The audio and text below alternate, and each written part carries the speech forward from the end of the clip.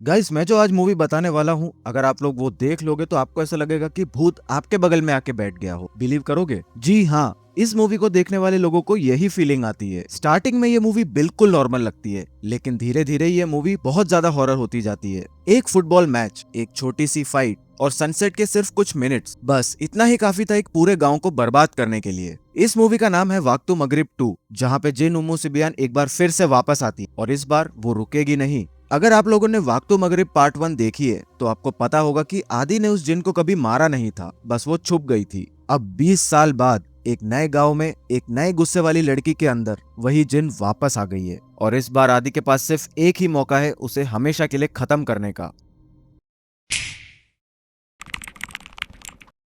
तो फिल्म की शुरुआत होती है एक बारिश वाले दिन से, जहां एक लड़का बारिश से बचने के लिए पाइप के अंदर छुप जाता है। वहीं पर पार्ट 1 में दिखाई गई जिन उम्मू सिबियान उस लड़के पर अटैक कर देती है। इसके बाद ये सीन कट हो जाता है और हमें एक नया गांव दिखाया जाता है जिसका नाम गिरी तीर्थो होता है। वहां पे उस्ताद जी बच्चों को लेसन दे रहे होते हैं कि सनसेट के बाद घर से बाहर नहीं निकलना चाहिए, क्योंकि इसी वक्त इविल जिन हर जगह घूम रहे होते हैं और उन्हें अपना शिकार कभी भी बना सकते हैं। बचने के लिए उन्हें जल्दी से जल्दी मस्जिद आना चाहिए और दुआ करनी चाहिए, तभी वो बच सकते थे। अब इस गांव के अंदर रहती है वुलान, जो अपने फैमिली के साथ रहती थी। वो थोड़ी सी सीरियस और गुस्सैल टाइप की लड़की होती है और अपने कजिन योगो से हमेशा लड़ती रहती थी। अब वुलान आज अपने हायर स्टडी के लिए एप्लीकेशन फॉर्म फिल कर रही होती है और दूसरी तरफ उसका कजिन योगो, जो कि बहुत चिल टाइप का बंदा था, एक फुटबॉल मैच के लिए रेडी हो रहा था। वुलान की माँ सुरती दोनों बच्चों का अच्छे से ध्यान रखती थी। असल में योगो के पेरेंट्स अब इस दुनिया में नहीं थे और इसी की वजह से सुरती उनका ख्याल रखती थी। खैर, अब वो अपने मैच के लिए पास के गांव में ही चला जाता है और अपनी वाटर बॉटल को घर पर ही भूल जाता है। तो सुरती अपनी बेटी वुलान से उस बॉटल को योगो को जाकर दे के आने को कहती है,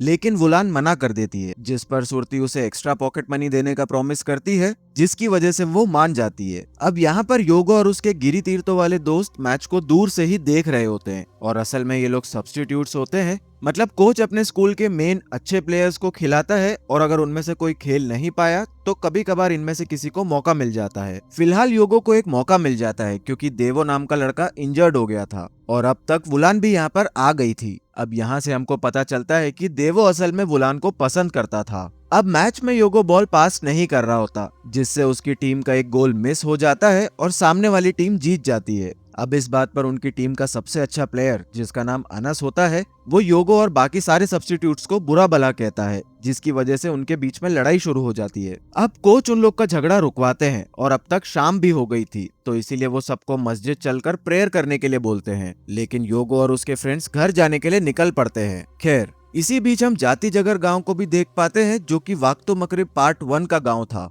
अब वहां पे हम आदि को देखते हैं, जो शाम के वक्त को देख रहा था और आज की जो शाम होती है वो बिल्कुल पिछली मूवी के 2 शामों जैसी ही थी, जिससे कि उसके चेहरे पर काफी ज्यादा चिंता आ जाती है। अब आप लोग को यहाँ पर आदि नाम ऑलरेडी पता है और आदि को भी ये शाम देखी देखी सी लग रही थी। मीनवाइल ये बच्चे लोग ट्रक से घर जा रहे होते हैं और ड्राइवर वुलान से बात करता है उस झगड़े के बारे में, तो वो गुस्से में कहती है कि सब कुछ उसके कजिन योगो की गलती है, वही लड़ाई झगड़ा करता रहता है, अच्छा होगा कि वो मर जाए। ये सुनकर ड्राइवर उसे डांटता है कि ऐसा सब नहीं कहना चाहिए, लेकिन तभी ट्रक के आगे एक घायल लड़का आता है और ट्रक से टकरा जाता है। आप लोग को याद होगा पिछली मूवी के अंदर भी समन ने यही बात बोली थी, जिसके चलते उसके टीचर की मौत हो गई थी। खैर, अब ड्राइवर परेशान होकर उस लड़के को चेक करने जाता है, तब उसे पता चलता है कि ये तो मर चुका है या फिर पहले से ही मरा हुआ था। ये बात हमको क्लियरली नहीं बताई जाती। वुलान भी इससे काफी परेशान हो जाती है। तभी वो साइड में जंगल में उसी लड़के को देखती है जिससे वो टकरा गए थे और वो लड़का उसको बुलाने लगता है। वो अचानक से बेहोश सी हो जाती है और उस लड़के के पीछे जंगल के बीचों बीच पहुंच जाती है। यहाँ पर उसे अचानक से होश आता है, लेकिन तभी हम उसके पीछे उसी जिन को देखते हैं जो उसे झटके में पोजेस कर लेती है। इधर योगो ट्रक के अंदर वुलान को ना पाकर परेशान हो जाता है। अब अपने दोस्त और उस ड्राइवर के साथ जंगल के अंदर वो वुलान को ढूंढने जाता है। सब लोग अलग अलग होकर वुलान को ढूंढने लगते हैं और तभी एक लड़के को जिन दिखाई देती है, जिससे वो काफी ज्यादा डर जाता है। अब योगो को वुलान के रोने की आवाज आती है और वो देखता है कि वो अकेले बैठी हुई रो रही है। तभी योगो को आसपास किसी की आहट सुनाई देती है। जैसे ही वो उसकी तरफ देखता है तब वहाँ पे कोई नहीं था। जैसे ही वो वुलान की तरफ देखता है, वुलान भी अब गायब हो चुकी थी। फिर अचानक से वुलान उसके सामने आ जाती है और एक बहुत बड़े पत्थर से उसका सर कुचलने वाली थी, लेकिन तभी ड्राइवर वहाँ पे आकर उसे रोक देता है और वो वहीं पे बेहोश हो जाती है। यानी कि योगो बच गया था, नहीं तो आज वो मारा जाता। अब उन दोनों को ड्राइवर घर लेके जाता है, जहाँ पे डॉक्टर चेकअप करने के बाद कहते हैं कि अभी उसे आराम करने दिया जाए, वो फिलहाल शॉक में है और अपने आप ठीक हो जाएगी। मीनवाइल उस एक्सीडेंट स्पॉट पर सब लोग बाकी बच्चों को ढूंढ रहे थे। बाकी के लोग, पुलिस और उन बच्चों के पेरेंट्स सब यहाँ पे आ गए थे। अब बात असल में ये थी कि वुलान और योगो को मिलाकर टोटल 8 बच्चे गए थे, जिसमें से सिर्फ 2 मतलब योगो और वुलान ही वापस लौटे थे। बाकी के 6 बच्चे गायब थे। अब हम लोग आदि को देख पाते हैं, जो कि यहाँ से गुजर रहा था, जो इस भीड़ को देखकर रुक जाता है और एक आदमी से पूछता है कि आखिर हुआ क्या है। तो वो आदमी यहाँ पर मिसिंग बच्चों के बारे में बताता है कि 6 बच्चे गायब हो गए हैं। अब ये सुनकर आदि बहुत ज्यादा परेशान हो गया था और वो उस लड़के की बॉडी को देखता है जो हादसे में मारा गया था। उस लड़के के गले पर एक बर्थ मार्क था और ऐसा बर्थ मार्क आदि कहीं पे पहले देख चुका है। आदि अब काफी ज्यादा परेशान था और याद करता है एक लड़के के बारे में जिसके पेरेंट्स से वो मिला था, और वो लड़का 20 साल पहले शाम के समय गायब हुआ था और फिर कभी वापस नहीं आया। उसकी फोटो आदि ने देखी थी, जिसमें उसके गले पर सेम बर्थ मार्क था जो कि इस बॉडी पर भी है। मतलब कि ये सेम वही बच्चा है जो 20 साल पहले खोया था और वो बच्चा आज जाकर इस हाल में मिला है। और सबसे बड़ी बात तो ये है कि वो 20 साल से इसी उम्र का कैसे था। खैर, आदि काफी ज्यादा परेशान था। अब वो आयु को कॉल करता है और ये नाम भी आप लोगों ने पार्ट 1 में सुना होगा। तो ये आयु भी वही है जो पिछली कहानी में बच्चे थे और बच गए थे। खैर, अब ये दोनों बड़े हो चुके थे और भले ही हॉरर आदि से काफी दूर चला गया था, लेकिन आदि कभी भी उस जिन से दूर नहीं हुआ। मतलब कि आज तक उसके मन में ये सारे इंसिडेंट्स जिंदा है, जिनकी याद उसको आज तक सताती है। सबसे बड़ी बात तो ये है कि वो आज भी उस जिन को ढूंढ रहा है और उसे खत्म करना चाहता है। अब आयु भी उसे कहता है कि अब 20 साल हो गए हैं उस बात को और वो रुक जाए, लेकिन आदि ये कहता है कि वो रुक नहीं सकता और वो उस चीज के काफी करीब पहुंच चुका है और उसे वो बहुत जल्द खत्म कर देगा। आयु भी उसे रोक रही होती है, लेकिन वो आज खुद अपने सामने मारे गए दोस्तों और अपनों की याद में परेशान होती है। मीनवाइल योगो अपने घर पे सो रहा था। उसे अब बुरे सपने परेशान करने लगे थे कि उसकी टीम के सारे लड़के इविल होकर उसे हॉन्ट कर रहे हैं। वो इस बुरे सपने से जाग जाता है जब बाहर से कुछ आवाजें सुनाई देती। वो घर के बैक डोर तक जाकर देखता है और वहाँ पे वुलान योगो की पेट कैट को बहुत बुरी तरीके से काटकर मार रही थी। अब ये देखकर योगो काफी ज्यादा डर गया था, लेकिन तभी वो उसको देखने लगती है और इसी के चलते वो छुप जाता है। जब वो वापस देखता है तब वुलान और उसकी कैट की लाश वहाँ से गायब हो गई थी। लेकिन तभी दूसरे रूम से पोजेस हुई वुलान नाइफ लेकर उस पर अटैक करने बढ़ती है, जिससे वो काफी ज्यादा डर जाता है। अब उसकी चीखें सुनकर सुरती वहाँ पर आती है जो उसे शांत कराती है। तब वो देखता है कि वुलान तो यहाँ पे थी ही नहीं। वो उसके कमरे में चेक करने जाता है तो वहाँ पे वो आराम से सो रही होती है और सुरती उसे कहती है कि वो परेशान है और इतनी बातें ना सोचे, बल्कि वो भी जाके आराम करे। खैर, अब योगो अपने कमरे में चला जाता है, लेकिन तभी हम वुलान को देख पाते हैं जिसके हाथ में खून लगा हुआ था। इसका साफ ये मतलब है कि योगो ने जो देखा वो सपना नहीं था, बल्कि वो सारी चीजें सच थी। हम जानते हैं कि वो जिन उसके अंदर मौजूद है। अब अगले दिन वो स्कूल जाने के लिए तैयार होता है, लेकिन ब्रेकफास्ट टेबल पर वुलान को देखकर वो इतना ज्यादा डर जाता है कि वो पैंट में ही सूसू कर देता है, क्योंकि कल रात जो हुआ उसके बाद उसकी हिम्मत तक नहीं हो रही थी कि वो वुलान के सामने भी आ पाए। अब दूसरी तरफ हम जंगल के अंदर कुछ लोगों को देखते हैं जो खोए हुए 6 बच्चों को ढूंढ रहे होते हैं और अभी तक एक भी बच्चा नहीं मिल पाया था। यहाँ एक गार्ड 2 लोकल लोगों को बताता है कि ऐसा केस उसने अपने बचपन में पास के ही एक गाँव में देखा था और ये आदि और आयु वाला गांव है जहां पर पार्ट 1 बना था, जहां पर उसके पिता सेम केस हैंडल कर रहे थे। वहां से बच्चे ऐसे ही सेम तरीके से गायब होते थे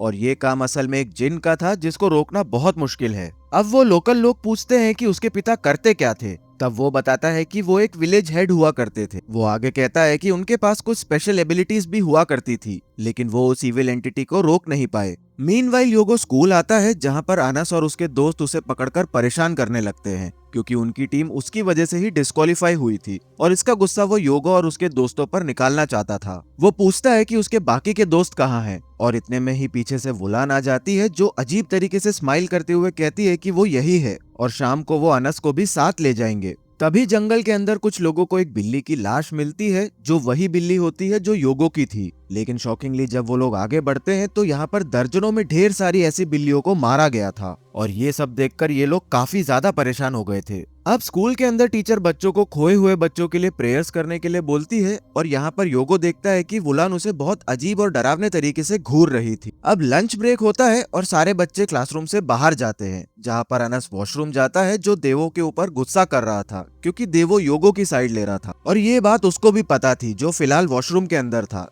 तो अनस से बचने के लिए वो वहीं पर छुप जाता है। अब अनस को वही जिन वापस दिखाई देती है जो अचानक से गायब हो जाती है और वुलान वहाँ पे आ जाती। उसकी आंखें एकदम सफेद थी, हाथ में एक नाइफ था और चेहरे पे एक ईविल का साया था जो उसे मारने के लिए आगे बढ़ती है। तो वो चिल्लाने लगता है और उसकी आवाज सुनकर देवो उसे संभालने आता है, लेकिन तब तक वुलान वहाँ से गायब हो गई थी। खैर, अब छुट्टी के बाद वो और देवो योगो से बात करते हैं, जहाँ पर वो ये कहता है कि वुलान उस जंगल के हादसे के बाद पूरी तरह से बदल गई है। देवो बताता है कि उसके दादाजी ने जाति जजर गांव के बारे में बताया था, जहाँ पर 20 साल पहले ऐसा ही हुआ था। बच्चे गायब होने लगे थे, एक बच्चा पोजेस होकर सबको मारने लगा था। और अगर आपने पहली मूवी देखी है तो आपको आइडिया होगा कि यहाँ पर किसके बारे में बात हो रही है। मीनवाइल जाति जाजर गांव में आदि को गिरी तीर्थो गांव की सारी खबर मिलती है कि वहाँ पर क्या क्या हो रहा है। वो समझ जाता है कि जिन अब गिरी तीर्थो गांव के अंदर है और जैसे जैसे इविल जिन ने उसके बचपन को, उसके लोगों को और दोस्तों को खाया था, वैसे ही अभी गिरी तीर्थों के बच्चे उसका शिकार बनने वाले हैं। तो अब वो बिना टाइम वेस्ट किए सीधा गिरी तीर्थों गांव के लिए निकल जाता है क्योंकि वो उनकी हेल्प करना चाहता था,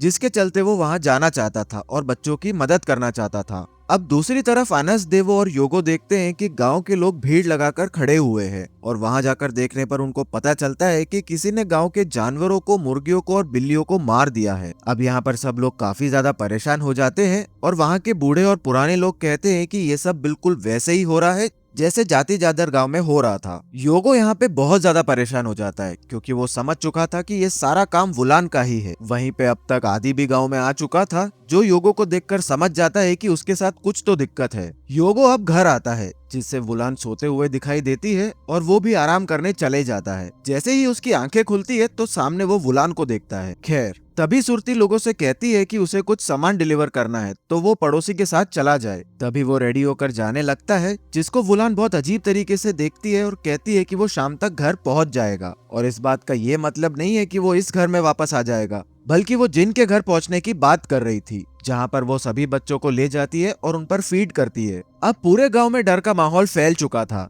तो लोग अपने बच्चों को लेकर शाम से पहले ही घरों के अंदर बंद हो जाया करते थे। इसी बीच अनस अपने दोस्त से बात करता है और उसका दोस्त इन सब हॉरर वाली बातों पर नहीं मानता और तभी वो 6 बच्चे जो जंगल के अंदर खो गए थे उसके सामने आ जाते हैं और उन सबकी आंखें सफेद थी। वो उस पर अटैक कर देते हैं और थोड़ी देर बाद अनस को भी वो बच्चे हॉन्ट करते हैं। और अभी अनस देवो के साथ कॉल पर था तो देवो उसकी चीखें सुन लेता है। अब वो तुरंत उसके घर जाने लगता है, जिसे रास्ते में योगो मिलता है और वो उसे पूरा माजरा समझाता है। अब योगो पास के एक अंकल से कहते हैं कि उसे अनस के घर ले जाया जाए, लेकिन वो कहते हैं कि अब शाम हो चुकी है और उसे भी अपने घर जाना चाहिए, जिस पर योगो मना करने लगता है और देवो के साथ भागकर अनस के घर जाने लगता है। अब वो लोग भरी बस्ती के बीच से जा रहे होते हैं और अब उनके सामने वो सभी पोजेस हुए बच्चे मिल जाते हैं, जिनके हाथ में हथियार भी होते हैं और वो सीधा उन दोनों पर अटैक कर देते हैं। वो दोनों बचकर भागते हैं और वो बच्चे उनका पीछा करने लगते हैं। क्योंकि ये एक भरी हुई बस्ती थी तो कुछ लोग आवाज सुनकर घरों से बाहर आते हैं और उन दोनों को बचाने की कोशिश करते हैं, तो ये बच्चे सबको काटकर आगे बढ़ने लगते हैं। अब ये दोनों आदि की वैन को देखते हैं, जिसमें वो बैठ जाते हैं और आदि वैन लेकर यहाँ से निकल जाता है। अब पीछे अनस और उसके दोस्त जिन पर हमला हुआ था उन्हें वो बच्चे घेर लेते हैं और अब वुलान भी वहाँ पे आती है, जो इविल सॉन्ग गुनगुना रही थी, जिसके अंदर से एक जिन बाहर आती है। और बस बताने की जरूरत नहीं है कि अनस और उसके दोस्तों के साथ आगे क्या हुआ होगा। ऑब्वियसली जिन ने उन पर फीड कर लिया होगा। मीनवाइल आदि योगो और देवो को सेफ जगह पर ले आया था, जहाँ पर वो उससे बात करता है और वो दोनों बताते हैं कि उन्होंने अपने दोस्त को कर्ज किया था। आदि कहता है कि ऐसे ही सारी चीजें शुरू होती है। 20 साल पहले जब वो एक वैन के अंदर जा रहे थे तो उसके दोस्त समन ने उसकी टीचर को कर्ज कर दिया था और फिर वो मर गई थी। समन पोजेस हो गया था और उसने अपने भाई को भी मार दिया था और आगे चल के उसने खुद को भी मार दिया और खुद आदि नया होस्ट बनने वाला था, लेकिन आयु ने आकर उसको बचा लिया। वो बताता है कि उसने काफी रिसर्च की है और ये इविल असल में एक जिन है जिसका नाम उमू सिबियान है। खैर, अगले दिन गिरी तीर्थो गांव में लोगों को अनस और बाकी बच्चों की लाशें मिलती है और ये खबर योगो को फोन के जरिए पता चलती है और आदि को इन सारी बातों से काफी दुख होता है क्योंकि वो इन लोगों को बचा नहीं पा रहा था। वो गिरी तीर तो जाकर देखता है तो वहाँ पर बच्चों का फ्यूनरल चल रहा था और यहाँ वुलान खड़ी हुई थी जो दूर से आदि को देख लेती है। अब वो एक झटके में आदि के पास आ जाती है और ये कहती है कि वो आदि की स्मेल पहचानती है। वो कहती है कि उसे आदि याद है। अब वो यहाँ पर क्यों आया है, सरेंडर करने के लिए आया है? जिस पर आदि कहता है कि नहीं, वो उसे खत्म करने आया है। अब वुलान के अंदर की जिन ये कहती है कि तू कुछ नहीं कर पाएगा, बस सब कुछ देखता रहेगा। और अब इसके बाद जिन अपना असली चेहरा भी दिखाती है। आदि डर तो गया था लेकिन वो अपनी हिम्मत को टूटने नहीं देता। वो वापस योगो और देवो के पास जाता है जिससे वो कहता है कि तुम लोग घर चले जाओ। वो उनको कुछ एम्यूलेट्स भी देता है जो कि पूरे घर में और वुलान के रूम के सामने लगा देने को कहता है। वो ये भी कहता है कि वो आएगा और वुलान के अंदर के जिन को बाहर निकालने की कोशिश भी करेगा। अब वो दोनों घर आ जाते हैं और एम्यूलेट्स को घर पे लगा देते हैं। वुलान भी अब घर आती है और उसको एम्यूलेट से तकलीफ होने लगती है और वो काफी जोर से चिल्लाने लगती है। अब आदि भी घर पे आ गया था जो एक्सोर्सिज्म शुरू करता है, लेकिन वुलान ने पहले ही प्लान बना लिया था। उसने पहले ही गांव के गार्ड को बोल दिया था कि ये लड़का यानी कि आदि ही किलर है। तो अभी गार्ड अपने दो दोस्तों के साथ आता है और आदि को पकड़ लेता है। वो सबको बताने की कोशिश करता है कि वुलान के अंदर एक जिन है,